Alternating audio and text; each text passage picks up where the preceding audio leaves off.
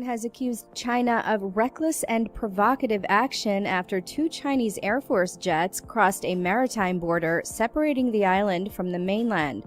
CNN reports the island's military scrambled fighter planes after it said two Chinese J-11 fighter jets crossed the border within the waters of the Taiwan Strait, known as the Median Line, at about 11 a.m. on Sunday. The Taiwan Ministry of Foreign Affairs said in a statement, two PLAAF J-11 jets violated the long-held tactic agreement by crossing the median line of the Taiwan Strait. It was an intentional, reckless, and provocative action. We've informed regional partners and condemned China for such behavior.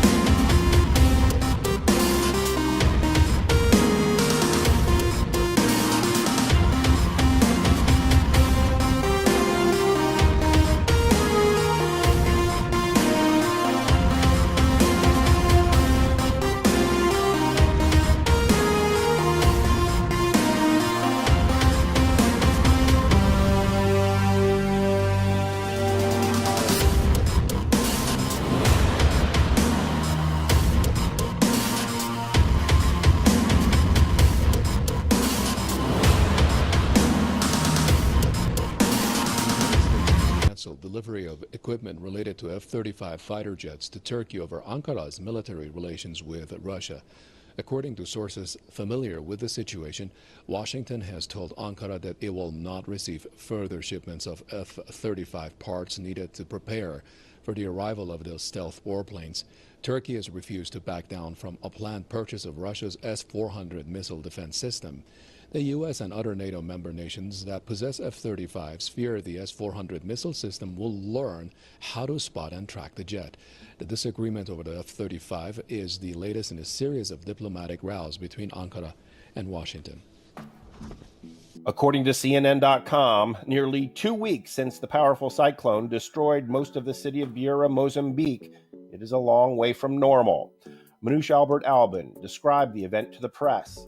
There's no money, no groceries. We are suffering but trying to hold on. Environmentalists say this event occurred because of climate change, and it is a clear example how poor communities and society members are suffering from it. Smoke billows from a huge forest fire in the mountains of China's Sichuan province. The fire broke out in Muli County in southwestern China on Saturday. The area is remote and mountainous and difficult to reach because there are few roads. Firefighters were battling the flames on Sunday when a sudden change in wind direction created a fireball that trapped fire crews. More than 700 firefighters had been deployed to fight the fire at an altitude of around 4,000 meters. Chinese state media said that the bodies of the dead firefighters had been retrieved. The fire began at the same time as another blazed in the northern province of Shanxi, causing more than 9,000 people to be evacuated from their homes. Experts have warned that warmer weather and a lack of rain have increased the risk of forest fires across the country. According to UPI and the Centers for Disease Control and Prevention, more cases of measles have been reported 4 months into 2019 than were reported in all of 2018.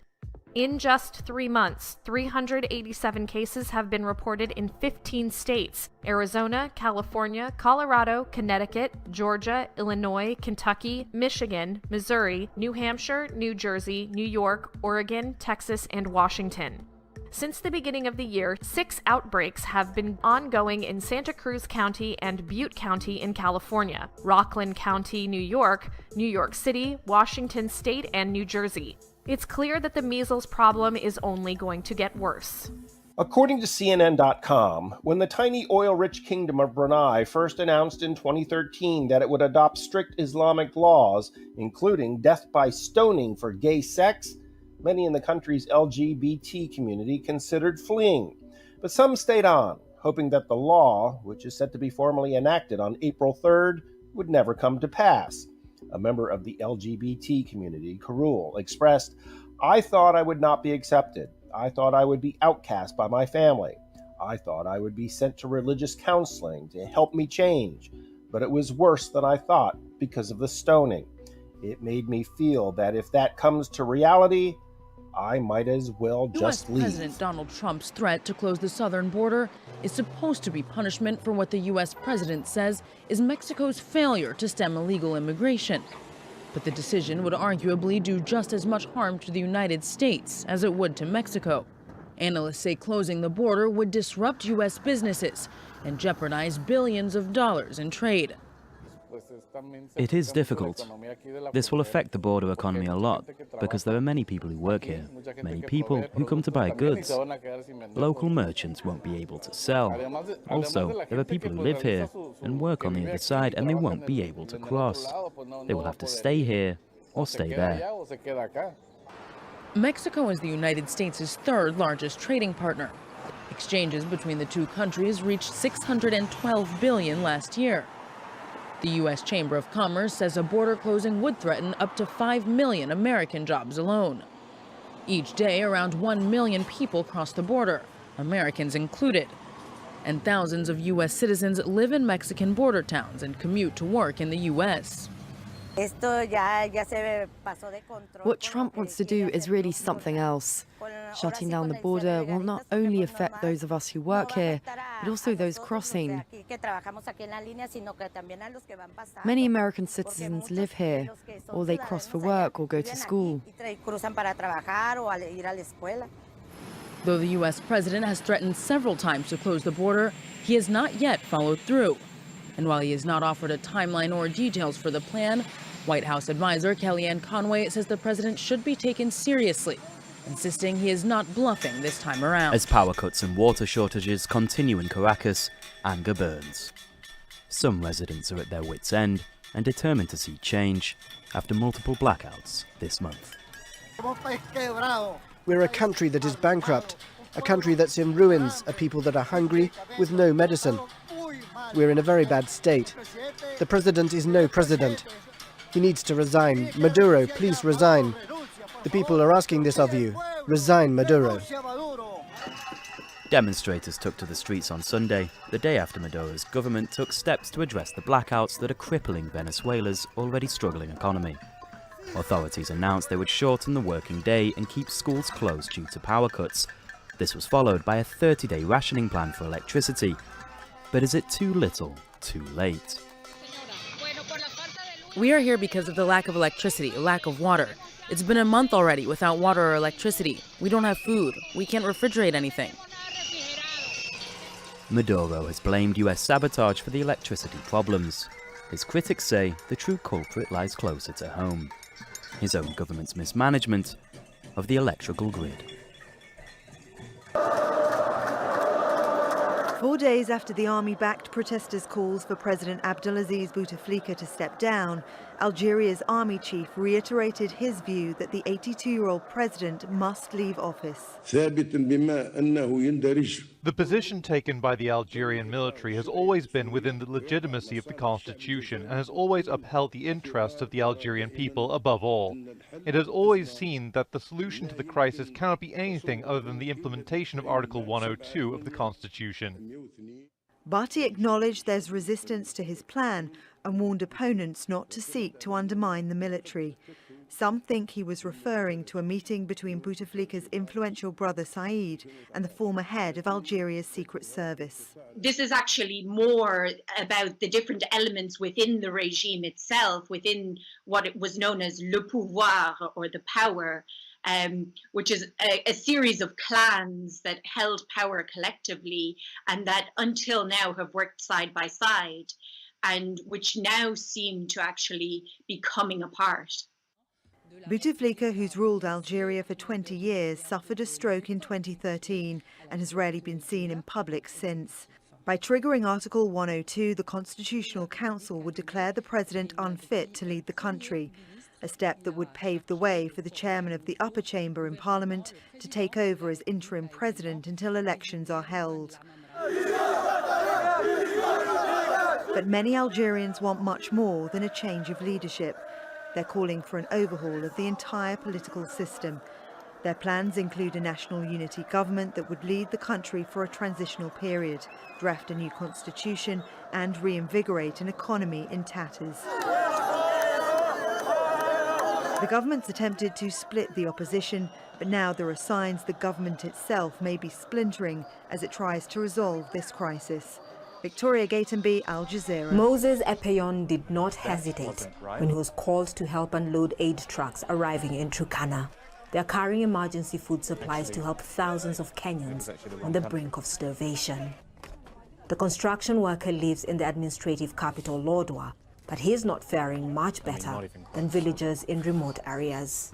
Back home, as he works out his family's weekly budget, Moses reckons he'll need to make at least $10 to buy basic food supplies. On a good day, he'll earn that on building sites, but those days are increasingly few and far between. Life has become so difficult. The drought has made things even harder. At this time last year, we could get jobs more frequently than now. It's tough for everyone, no matter where they live. Commodity prices across the country have gone up in the last few years, but it's worse in areas like this because traders buy their goods from other far-off regions and then mark up their costs to make their margin. 1 in 3 Kenyans don't have enough to eat, reported a global hunger index last year. Some agricultural experts estimate African farmers suffer $48 billion of losses to their harvests every year.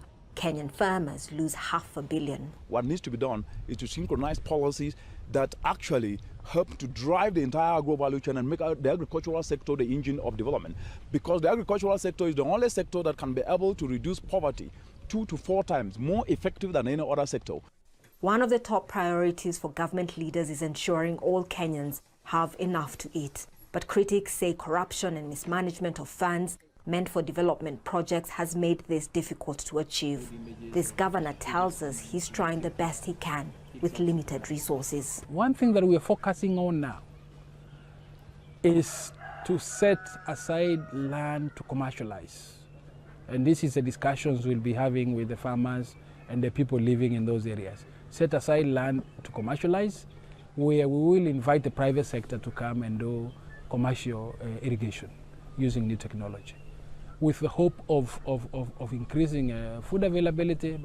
Government workers maintain there's enough food for those in drought-affected areas, but many Kenyans want more to be done to make sure that no one goes to bed hungry. Catherine Soy, Al Jazeera, Turkana, northwestern Kenya. After another night in the dark, opposition supporters across Venezuela took to the streets once again, demanding an end to their hardship. The leader of the opposition, Juan Guaidó, in the city of Los Tejes, asked people to turn their anger into action, calling for renewed protests every time there's a blackout to step up pressure on the government of Nicolás Maduro. Until when they think they can make fun of people? How long they think can they continue usurping power? I am telling you, enough. Enough. It is over. We are done with it, Venezuela. Our time is now. In downtown Caracas, government supporters rallied in response to the opposition, in defense, they say, of Venezuela's sovereignty. They want other countries to invade us. Well, we will not allow it. We will not allow it because we are patient, and we will continue to be patient. We will tell the president, President, you're not alone. You have people who defend you. For that reason, we're with you, President Nicolás Maduro. Small groups of protesters blocking roads were confronted by the police, who used tear gas to disperse them. The rallies came after another week of nationwide power outages, leaving millions without electricity and running water. Businesses and schools have been closed for most of the week. The economic crisis has been compounded by American sanctions on Venezuela's oil sector, pushing the country even closer to total economic collapse. Many among the opposition hope that the worsening conditions will topple President Maduro. The situation in the country has already become unbearable. We have reached a high level of anarchy, of despair, and we don't know what to do. The struggle for control of Venezuela has reached a stalemate. President Maduro, backed by Russia and the country's armed forces, remains in power, while Guaidó continues to claim he's the country's legitimate leader. Maduro has so far denied the existence of a humanitarian crisis, but on Friday he tacitly acknowledged it, authorizing the Red Cross to undertake a massive emergency relief campaign. Many hope it will bring a level of respite to the millions who struggle to survive, while the fight for political control of the country carries on. Alessandro Rampietti, Al Jazeera.